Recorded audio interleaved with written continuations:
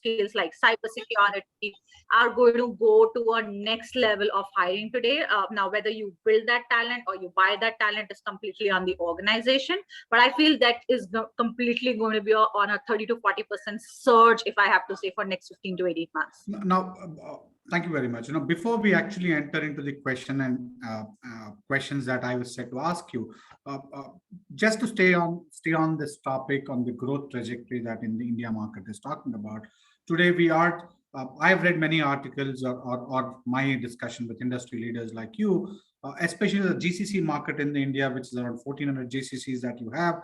That is going to go about 2,200 over next 2 to 3 years. So where do you think the talent is going to come from the Indian geography?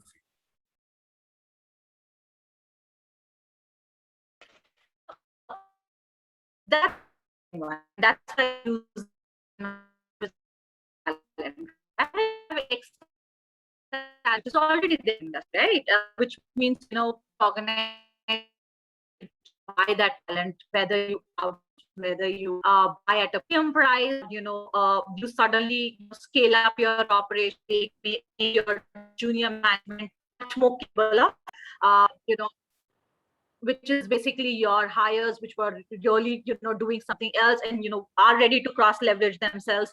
And that's the talent that they're going to build in terms of providing them training, grooming them from 6 to 8 months, and then making them ready for the market. Because let's be real, you don't have ready talent available to boom suddenly to 30 to 40% in the market. And I feel, building that talent would be a big strategy for next 15 months for many organizations. So just to add to what you've said, if I can make the statement which says that we have super cycles of digitizations going on across multiple organizations across the globe. Given that scenario, especially on the digital skills, when I say digital skills, which is social, mobile, analytics, and cloud, what is the current supply and demand trend within the IT industry? So I would say when you talk about the current trend of supply and demand, I think the demand is suddenly on peak, right? And at least at this point, I think the supply is also at peak. When you say mostly, if you talk about any IT and, talk about any IT, any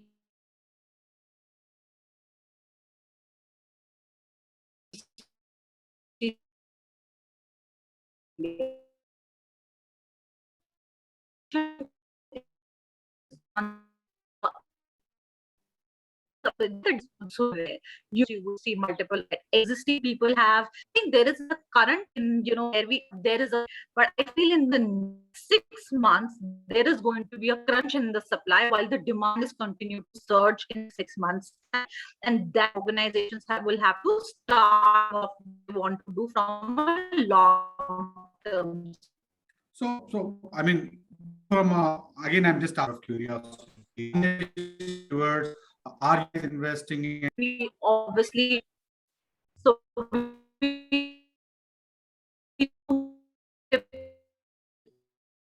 strategy obviously we do want to invest, right from hiring freshers to obviously thinking about, we look at our middle management and junior management, how do we upskill them, how do we bring them more towards the niche skill, how do we develop them from a larger landscape. And we're not even stopping there, we're thinking about why not senior management and do their job rotation of multiple different roles that we have. So obviously as a large organization, we have multiple strategies to tackle that on the current scenario that the market is going through, but that's a much wider skills. How do you think this trend is going to continue? Is it going to stay? Is it a short-term surge, or you see that these skills, on especially the digital skills, continue to get hired over next 1 to 2 years, or this is going to be a trend over next 2 or 3 years? So, my, basis the reading that I do, honestly, I feel that this is going to continue, and this is going to continue for another 2 years. Not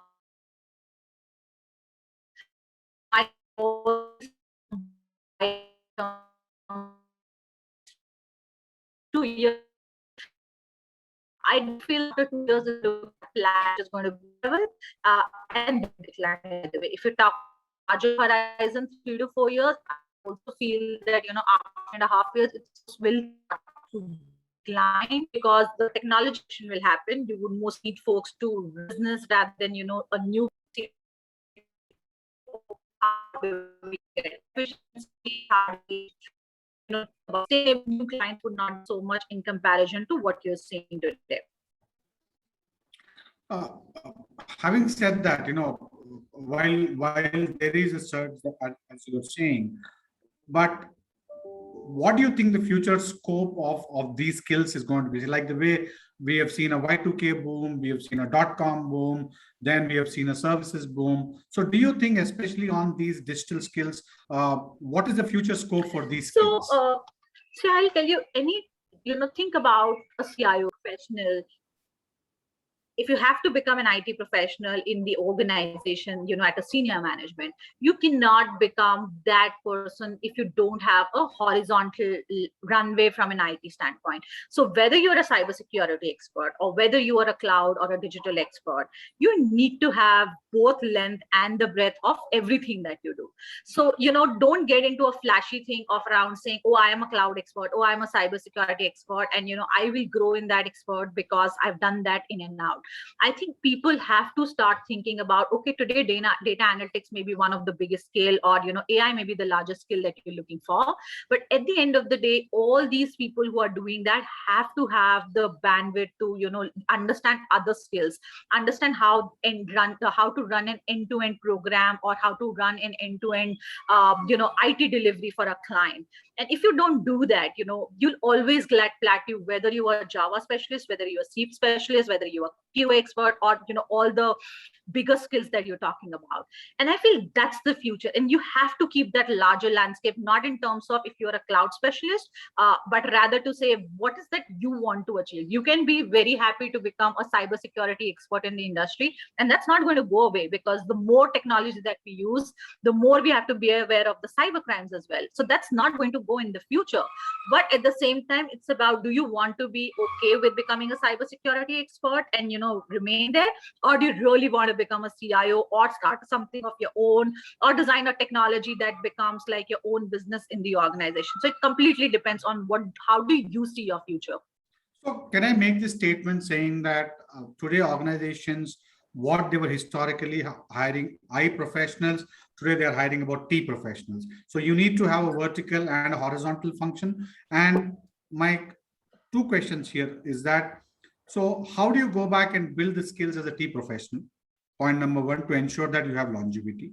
My second question is that, why do you think that these digital skills are in boom within the Indian geography? Perfect. So Siva, again, if we have to talk about, the T skills, it's making a statement that organizations are hiring for T is something that I'll say about the maturity curve of the organization. Now, if the organization, a technology organization, and you would hear many organizations are moving towards the engineering organization, right? Now, those organizations absolutely are hiring for T skill, because in the engineering world, you have smaller pockets of team who works end to end on the delivery standpoint. Now that also depends on have the organization moved from waterfall to agile, and from agile they're really moving to a engineering transformation. But in Indian context, you also have a large set of 40 organizations who still on the agile. They haven't even moved towards the agile methodology to 100%. Moving to engineering will take them another 5 to 10 years, honestly.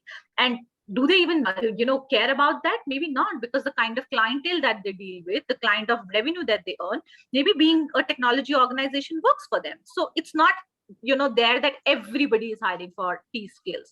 So that is something that I do want to call out. Now, if an IT professional or a technologist want to move to a T zone, or how do organization think is, see, these are very two different, not just skills and the capability, but also the mindset of how the technologists work. Is your mindset around, oh, I have always done a Java, or I've always done cloud, and I want to remain in there? then that's the future, that how the individual thinks. Now, organization obviously starts to think about, can I leverage more? Can I get people to, start thinking and broadening that horizon? And that's where, organizations do think about job rotation within that same project, or, between those technologies. And that's how the learning happens within the organization. If you want to explore, learnings outside the organization, then the way is to get that skill by doing a certification, or, doing a hands-on project outside, and then really moving to the skill and start to gain that horizontal lens of developing the T skills. So those are two lines of how the people can learn and explore the T skill standpoint. Now, your second question, Shiva, was really around, where are these needs coming from, right? Now, same example of cybersecurity. Now, think about if everybody goes through a payment wallet. Now, tell me, if Google has a bank today, does Google has a bank? No. No, right? But they are still, doing a Google payment, which is a payment wallet. Does Amazon have a bank today? But No. we all use Amazon Pay. From India context, you have Bharat Pay to, your Paytm of the world, your multiple Paytm wallets, and, so many that's coming today as a startup as well. Now, that's the fundamental disruption that's happening in the industry. Very close friend of mine, I was talking to him, he works in the banking sector, and he was telling me the biggest top priority for banks, and I'm talking about HDFCs and ICICIs and, a lot of Indian banks, the biggest, worry today is what's their future, because, the way that all of this is happening, people will fundamentally think about, why should I go to bank? And that's the future that they're talking about. Do we really see ourselves fundamentally existing next to 10 years? Because what technology has done in last 2 years, they are fundamentally questioning their fundamental existence around, why do people come to banks? And that's the question that's being challenged today for every banking environment. Now, think about if that's what's happening in the disruption, and that's same in the car industry. Google is talking about launching a car. Did ever Ford or, any of these organizations ever think about they have to compete with them? And they have the technology behind them to not just think about what's the manufacturing piece, but how do they combine the technology and the engineering piece to really give the innovative product to the client as well. Now, that's how the disruption is really happening in the industry. What you thought are your competitors, you suddenly see somebody who's never even imagined as your competitors are coming up, and they're using very different fundamentals of doing the same business, which means, for a Google to design a car is not coming from the engineering and the manufacturing practices, but they're really thinking about innovation and technology as the base, rather than really thinking of hardcore of the engineering and the manufacturing side. Now, with that, what comes up is, some of these skills suddenly coming up as a big thing to hire, right from engineering skills, because that becomes your hardcore of, can people start to do the end-to-end skill? Because you're not coming from an IT background. You're coming from, can I leverage engineering? Can I design something with an efficient? Can I hire people who thinks about quality of the product more than just delivering a product? Now, that's the mindset shift that organizations are looking for.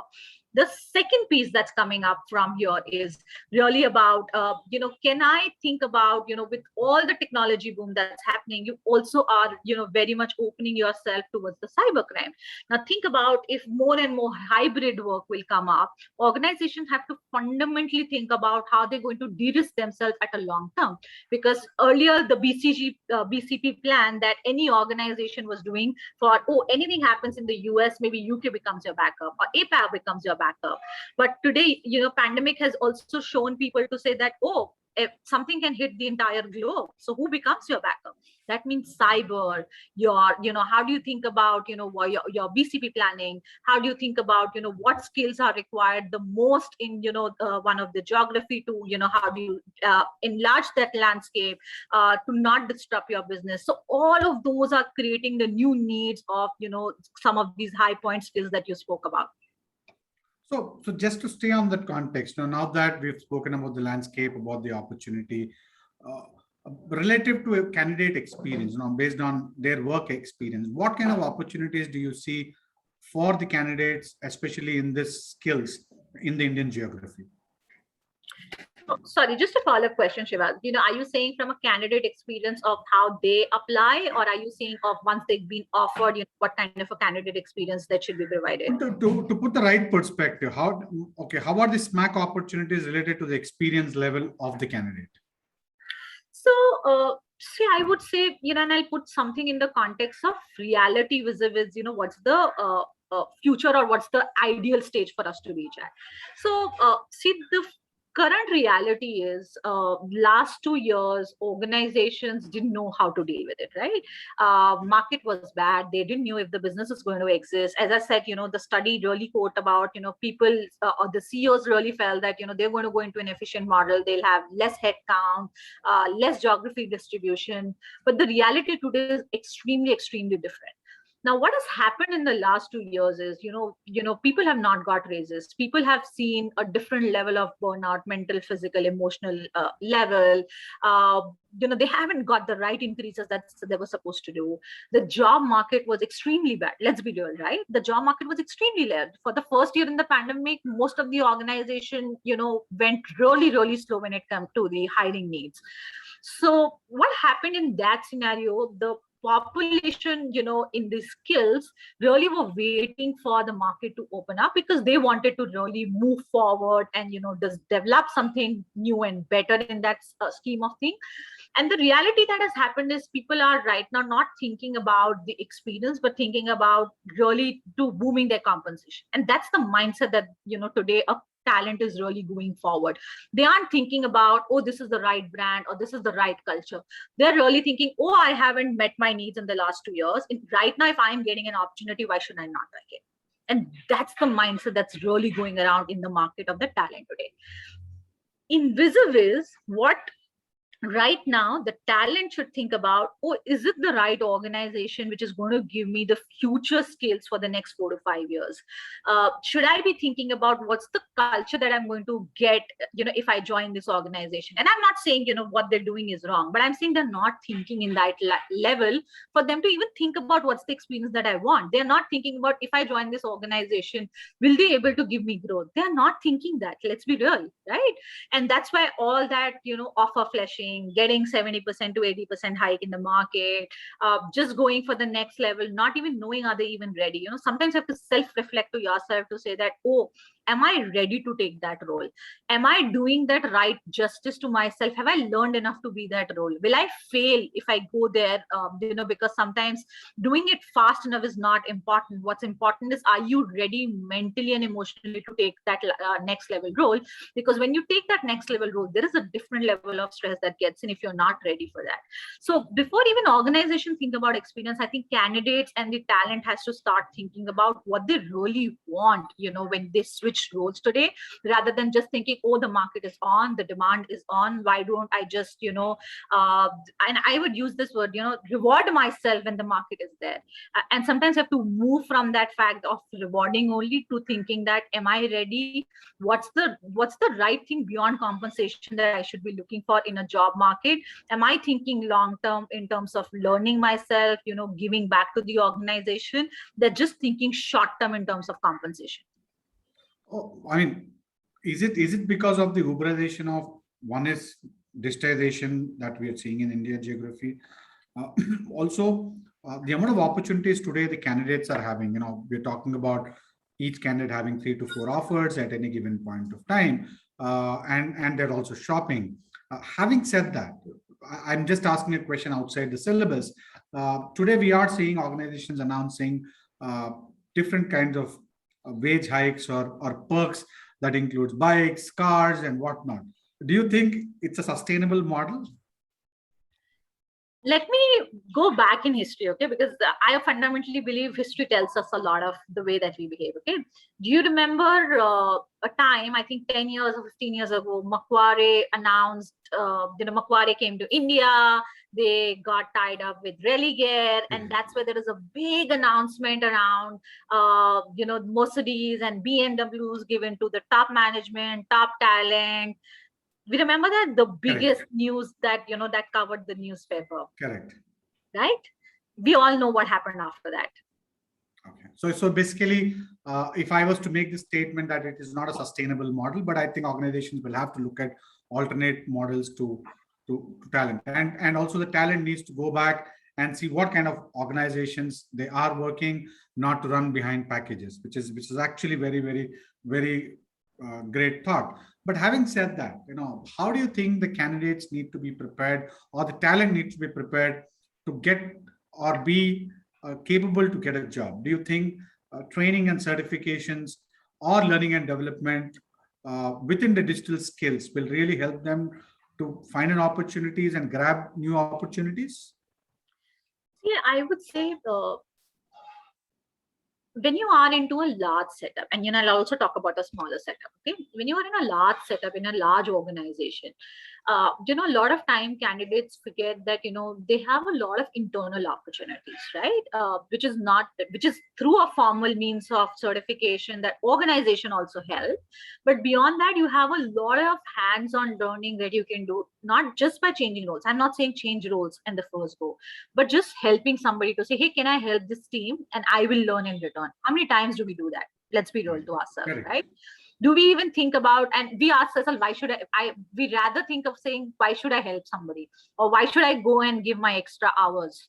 That's the mindset that a lot of time we operate from, rather than thinking about can I give my can I be part of this project maybe 10%, 20% of the time, and that's my own time, additional time that I'll spend, because I will learn out of it. And Shiva, I'll give you an example. Okay, when I talk into multiple forums, a lot of time people talk about how in the young age you achieve what you have achieved today, and I always say that when I started my career with Tata's, I still remember I was hired in the learning and development team, and I always had that aspiration that I want to learn more, and I was new, right? I had only had my MBA background, and I only learned from what I knew from the MBA standpoint. And there was a colleague of mine, and I nudged him to say, hey, I want to learn this. How do you do this SAP on the system and the HR operations piece? I really want to learn that. And he almost every time he said, hey, I don't have time, I have so much on my plate, I can't tell you, I can't learn you. I said, no, I'll help you. And he said, no, I can't. And it went on till almost 6 months. To a time he agreed, and he said, oh, if you want to learn, you come on a Saturday, and I'm going to show you how it happens, because that's the only time that I have. He actually thought I'll say no. I went on a Saturday to the office. I did not tell my boss. Nobody knew about this. I went on a Saturday to the office. The entire office was empty. There was nobody. And I sat with him for almost 4 hours. He taught me how to use the SAP system. Then I helped him create a couple of offers on the system, because that was my learning. And that's what happened over a weekend that we did. That was my personal time. That was not a brownie round that I was taking with my manager or anybody, but that was my own learning that I grabbed. And because of that, after 2 months, because obviously beyond a point, then the word spreads out that I know the system. After 2 months, something happened in the system. There was a need, because there was suddenly huge amount of ramp up that we were doing. I was actually asked to co-work with that individual, and my scope suddenly of the role got enlarged because of it. Basically, what you are trying to advise to youngsters is that to work in different teams and upskill themselves and look at the opportunities internally within the organization. So I say, Shiva, don't think for reward in the immediate sense. I think that's the point that I do want to make out. In the system, you always have opportunities. It's upon what you want to do. Don't think about, oh, I am doing this because I want to impress my boss, or I want to work late night because, oh my God, my boss will think I was so much of hard working. I think do it for yourself.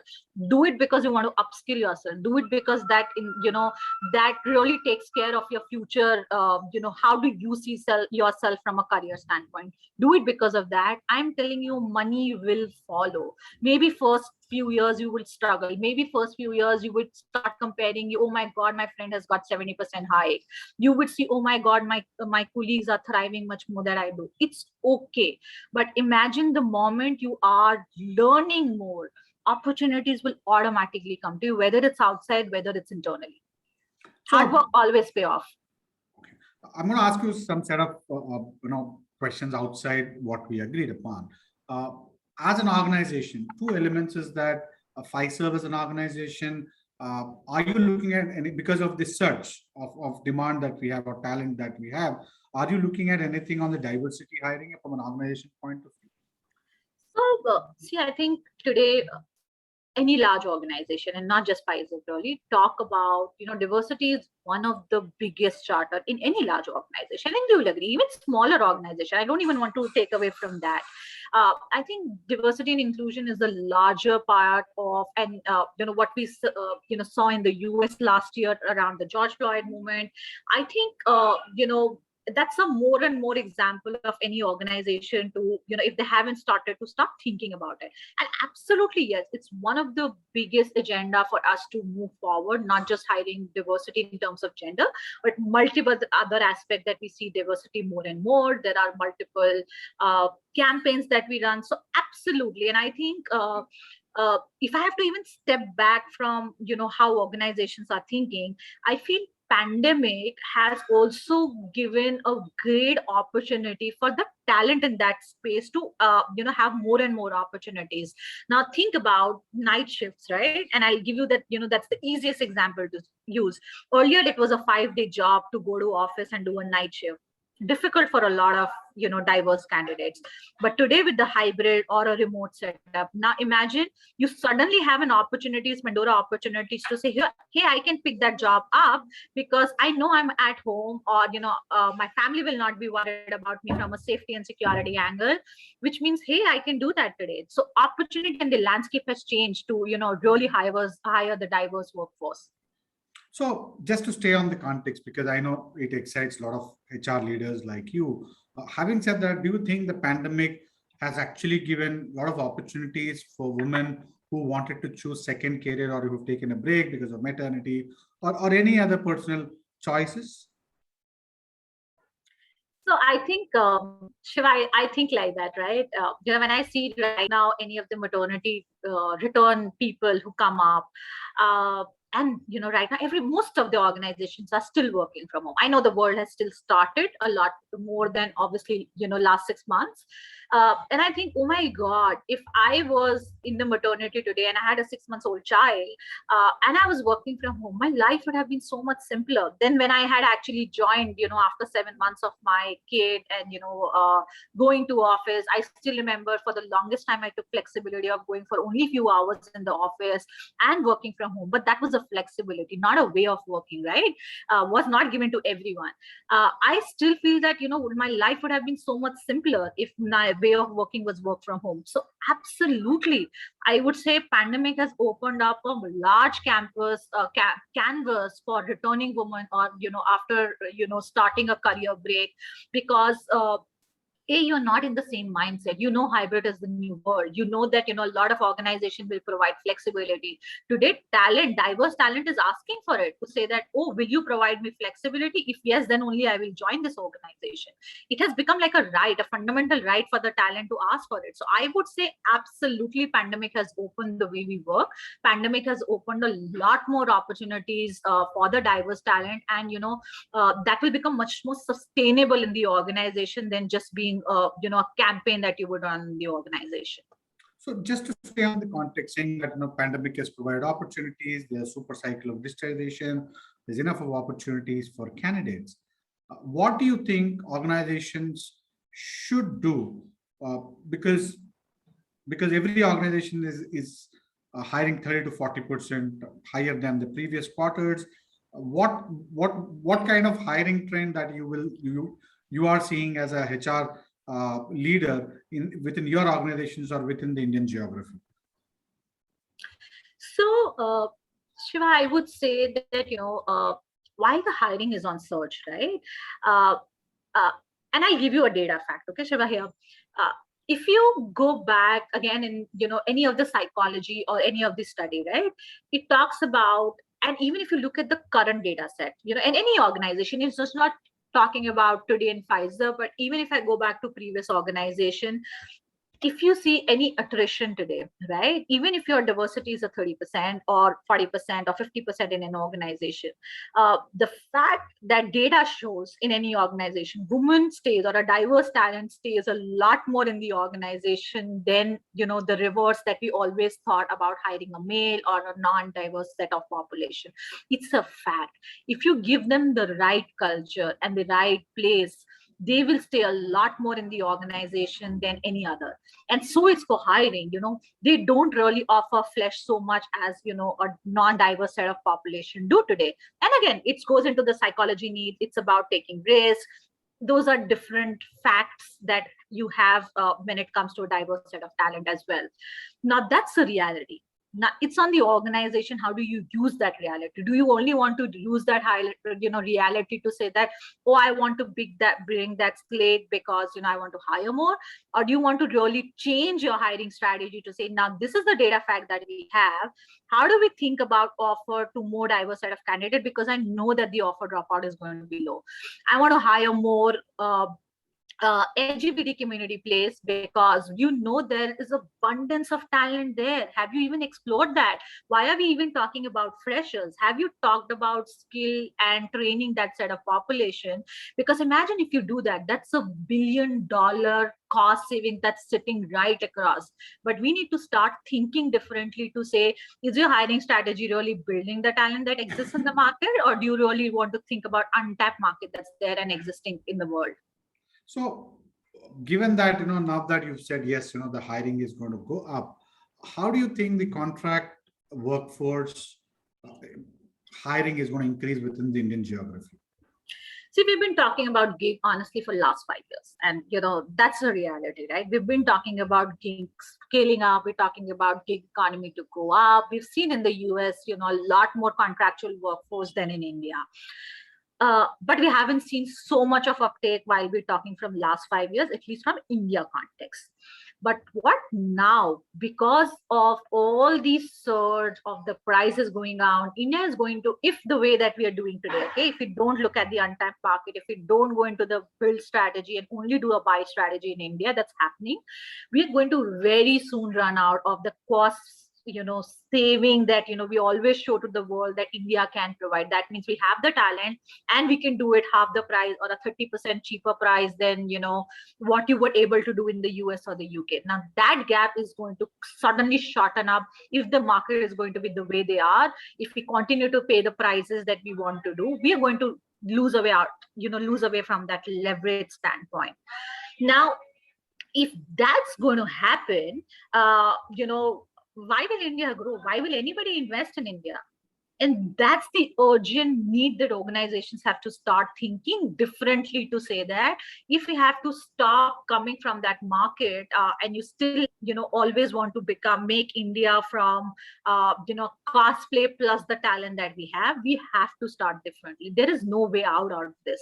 There is no way out if you start giving 100% hike to all your IT talent. Imagine your cost is double what you're paying, and which means gig is going to come in into a large part. I think, my prediction says 2022, you would start to see a lot of organization leveraging gig a lot more, which means reality of having 2 jobs at the same time will be much higher. Reality of maybe saying, oh, why don't you come and, maybe do X part of our work and, have the gig workforce a lot more than it is today. And that's going to happen because what you see a surge in the cost, from all that war of talent is happening will result into a gig workforce a lot more than what we actually talked about in the last 5 years. So can I make the statement safely, which is now the Indian geography at 5 to 6% of contractual workforce getting hired, because we've got close to about 4 lakh IT employees, so we've got about roughly 2 lakh, roughly about 2 lakh IT staffing contractors. Can I say that this percentage is going to go up by another 2-3% in the coming days and months? I think I would be very bullish. I would say, this will go up to 15 to 20%. I know it's going to take time. I think it's going to take time, maybe 6 to 9 months for us to arrive there, because right now what everybody is doing, oh, just, retain that candidate, or just offer that candidate what he is asking for. That's where the mindset is today. I think it will very soon to go out, oh, we can't even hire. The ranges doesn't allow us, or it's not sustainable, or we've already shot our cost or the annual budgets that we want to do. I think that reality is yet to sink in.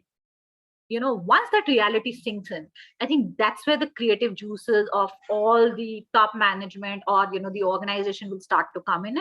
And that's where, the new ideas of having gig, new ideas of hiring a diverse workforce will kick in. So I think it's still a little further away, 9 to 12 months, I would say, but I feel 15 to 20% is what my guess is in the, by end of 2022. So having a lot more gig workers, before we get into my last set of questions, uh, uh, what kind of growth opportunities do you see for contractual workforce or the gig workforce within organizations? Or will it just be a plateau work, they just execute and leave? So I would say two things, Shiva, right? If I have to talk about the beginning of the gig workforce, right? The beginning is going to be, okay, give what is a redundant or, on operations related work, which is more recurring, which is more something that organization would want to move away from, to say that, okay, this is a recurring work, this is operational, why don't you outsource? I think it will start from there, okay? To obviously maintain your low cost, get out of the headache of maintaining the recurring work, and really keep what is hardcore and niche where you want to grow. It will start from there.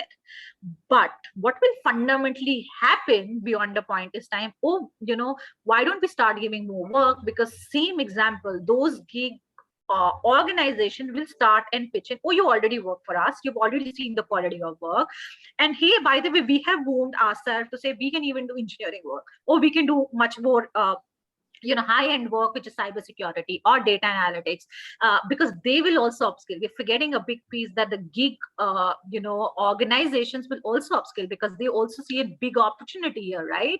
So they will upskill themselves, and that's where the opportunities will start to come in, to say, oh, we've already seen and we're already working with this vendor or this organization, and that's where the work will start increase from a gig workforce. So that's the one part of the gig that I definitely see from an upskill standpoint. So start from operation, but it will very soon go to the niche skills, the high quality work that's going to happen from an outsource standpoint.